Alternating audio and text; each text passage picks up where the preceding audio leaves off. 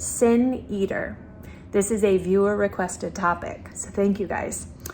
A sin eater was a position that someone could have in their community. Back in 18th, 19th century, typically in Scotland, they were prominent. And this was someone from town, often a very poor person who just needed a meal, and they would volunteer for this role.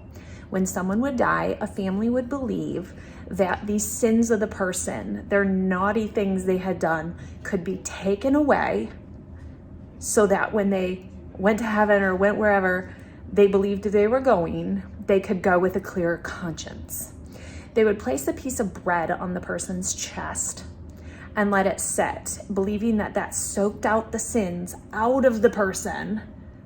So then when the sin eater came in and sat, they would eat that bread, or sometimes they would take beer or ale of some kind and other food, and they would wave it on the top of the person, believing that the sins left and went into that food or beverage.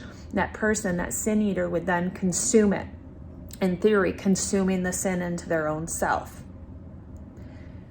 Not paid very much for this. In today's money, it would be like $4 or $5, maybe 10 American dollars, not very much. And this person was looked upon as being full of evil, more evil every time they did this. They were often shunned in the community because of this role and not thought of very well. Atlas Obscura says the origin of sin eating is elusive, but the custom may have grown from older religious traditions. Historically, scholars believe it came from pagan traditions, but in Death Dissections and the Destitute, Ruth Richardson writes of the medieval custom that she thinks may have developed into sin eating. Before a funeral, nobles once gave food to the poor in exchange for prayers on behalf of the recently deceased. The more prayers, the higher into heaven they get, maybe. I don't know about that.